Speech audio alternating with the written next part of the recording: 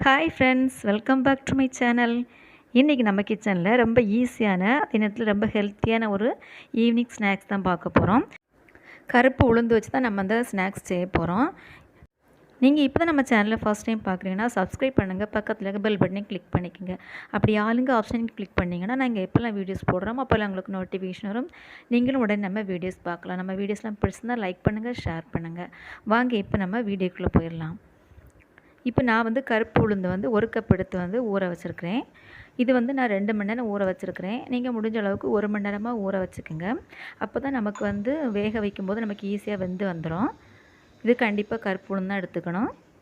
கருப்பு உளுந்தில் நமக்கு நிறைய சத்துக்கள் இருக்குது. அதனால் இதை வாரத்தில் 2 முறையாவது குழந்தைகளுக்கு நீங்கள் கொடுங்க. இப்போ நான் எடுத்து ஊற வச்சுருக்கிறேன். நல்லா ஊறி வந்துருச்சு. இதை நம்ம குக்கரில் போட்டு வேக வச்சுக்கலாம். ஊற வைக்கிறதுக்கு முன்னால் நல்லா கழுவிக்குங்க. உளுந்து நல்லா அழுக்கு இருக்கும், நல்லா கழுவிட்டு அப்புறமா ஊற வைங்க. இப்போ நான் ஒரு சின்ன குக்கர் எடுத்துருக்கிறேன். நான் அன்றைக்கி ஒரு சின்ன கப்பில் 1 கப் உளுந்து தான் எடுத்துருக்கிறேங்கிறனால சின்ன கப் எடுத்துருக்கிறேன். இப்போ நம்ம ஊற வச்ச உளுந்து எல்லாமே குக்கரில் சேர்த்துடலாம். இப்போ ஊற வச்ச உளுந்து எல்லாமே குக்கரில் சேர்த்தாச்சு. இப்போ நம்ம அது மூழ்கிற அளவுக்கு தண்ணி சேர்த்துக்கலாம். இப்போ குக்கரை மூடி போட்டுக்குங்க.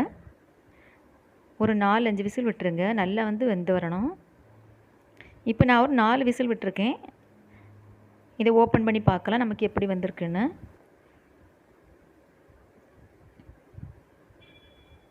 உளுந்து நல்லா வெந்திருக்கு. ஒரு உளுந்து எடுத்து கையில் நசுக்கி பாருங்கள்.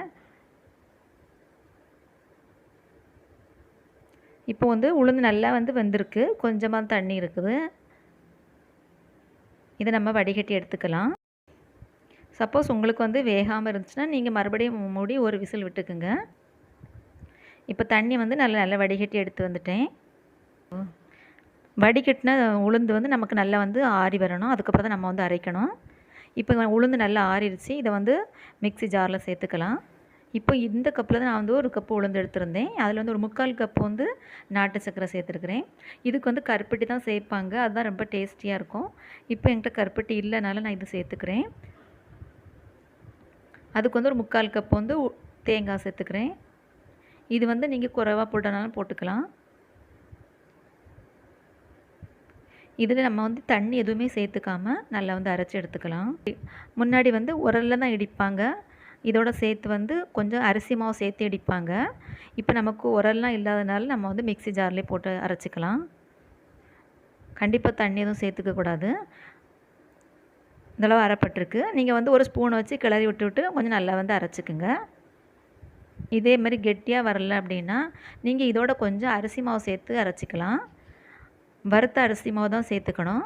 நம்ம புட்டுக்கு இடியாப்பத்துக்கெலாம் யூஸ் பண்ணக்கூடிய அரிசி மாவை லைட்டாக வறுத்துட்டு நம்ம இதோட சேர்த்து அரைச்சிக்கணும். உரலெல்லாம் இடிக்கும்போது அரிசி மாவு சேர்த்து தான் இடிச்சுப்பாங்க. நான் இன்றைக்கி நான் அரிசி மாவு சேர்க்கலை. நான் இப்படி தான் உருண்டை பிடிச்சிக்க போகிறேன். இதெல்லாம் நாங்கள் காலைல பிரேக்ஃபாஸ்ட்டு கூட சாப்பிட்டுப்போம். அந்தளவுக்கு நமக்கு ஹெல்த்தியாகவும் இருக்கும். இதெல்லாம் குழந்தைகளுக்கு நீங்கள் செஞ்சு கொடுங்க. குழந்தைகள் நல்லா இன்ட்ரெஸ்ட்டாக சாப்பிடுவாங்க. இதெல்லாம் சின்னதுலேருந்து நம்ம பழக்கப்படுத்திட்டோன்னா அவங்களுக்கு பழகிப்பாங்க. நம்ம மறந்து போன ஒரு ஸ்நாக்ஸ் ரெசிபி. உங்களுக்கு உருண்டை பிடிக்க வரல, கொஞ்சம் லிக்விட் மாதிரி இருக்குது அப்படின்னா நீங்கள் கொஞ்சம் அரிசி மாவு சேர்த்துக்குங்க. இது நம்ம 2-3 நாள் வச்சு இதெல்லாம் சாப்பிட முடியாது. ஒரு நாள் இன்றைக்கி செஞ்சிங்கன்னா இன்றைக்கி சாப்பிட்டுக்கலாம், நாளைக்கு கூட சாப்பிட்டுக்கலாம். அதனால் நீங்கள் அளவு உங்கள் வீட்டில் எவ்வளோ தேவைப்படுமோ அந்தளவுக்கு நீங்கள் 1 கப்பு இல்லைனா அரை கப் உளுந்து கூட நீங்கள் எடுத்து செஞ்சுக்கலாம். இதை குழந்தைகளுக்கு ஈவினிங் வரும்போது நீங்கள் கொடுத்தீங்கன்னா ஒரு 2-3 சாப்பிட்டா கூட போதும். அவங்களுக்கு நல்ல ஃபில்லிங்காக இருக்கும். அதே நேரத்தில் ரொம்ப ஹெல்த்தியான ஒரு ஸ்நாக்ஸு. நம்ம இது எதுவுமே ஆயில் எதுவுமே சேர்த்துக்கலாம். அதனால் ரொம்ப ஹெல்த்தியான ஒரு ஸ்நாக்ஸ் தான் இது. நீங்களும் இதே போல் ட்ரை பண்ணி பாருங்கள். இந்த ஸ்நாக்ஸ் ரெசிபி உங்களுக்கு பிடிச்சிருந்தா லைக் பண்ணுங்கள், ஷேர் பண்ணுங்கள், சப்ஸ்கிரைப் பண்ணுங்கள். இதே போல் மற்றொரு ரெசிபியில் உங்களை சந்திக்கிறேன். தேங்க்ஸ் ஃபார் வாட்சிங். பாய்.